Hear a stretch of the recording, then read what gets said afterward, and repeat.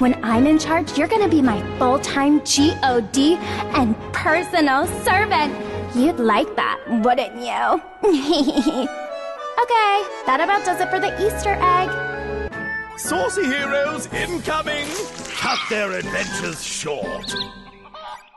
I don't really think there is a single game on PlayStation VR that I would say this is the game you get PlayStation VR for. But there are a ton of games that I'd say if you have PlayStation VR, then get this game. And this one is one of them, No Heroes Allowed VR.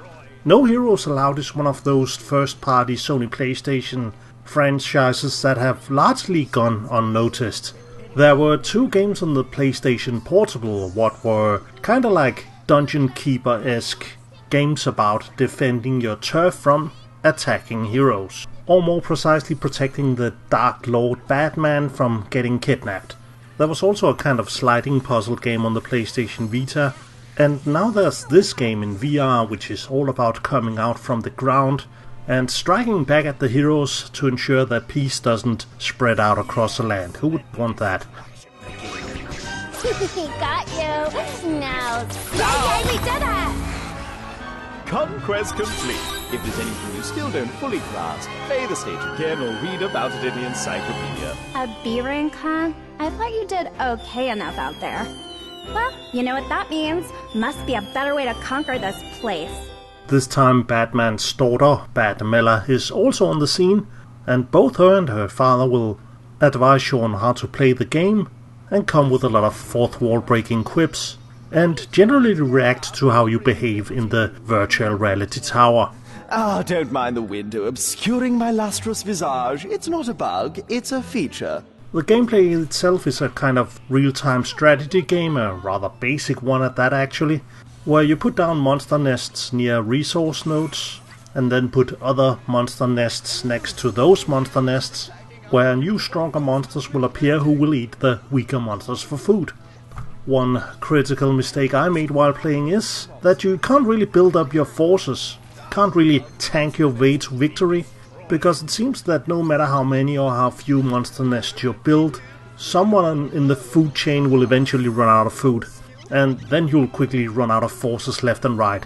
So the thing is to figure out when to strike, when to build up your forces to a certain size, and then use command points to strike at the enemy bases. You'll also find yourself assaulted by a constant stream of heroes, and another dangerous aspect is that as the game progresses, the heroes start getting stronger and stronger.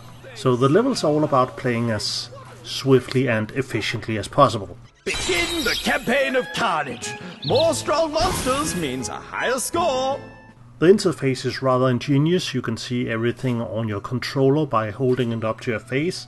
You can see the various monster nests you can build, the resources you have to build them, and how many command points you have.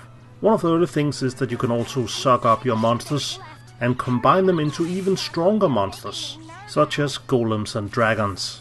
For each mission you play, you're also ranked, and your rank transfers into skill points that you can use to upgrade the various monster nests. Oh, and apart from attacking enemy bases, command points can also later in the game be used to cast spells on enemy heroes. Not always the most efficient way to dispose of them, but can be pretty handy if it's backed up by your monsters attacking. So yeah, all in all, I don't think it's the deepest strategy game in the world, but it's really the novelty of playing it in virtual reality that really makes a difference. The game also has quite a lot of great humor in it, and it's fun to be able to lean in and see the monsters and heroes fighting, and generally just enjoying the cute style that kind of permeates the entire game. This isn't a title I really see pop up on a lot of lists when people talk about their favorite virtual reality games on the PlayStation 4, but it gets a big thumbs up for me. Furthermore, there's also a physical version available for all the other game collectors out there, and the one you probably want to get if you're watching this video is the Asian English version, which has a nice English cover, and the game itself is in Chinese or English, depending on your console settings.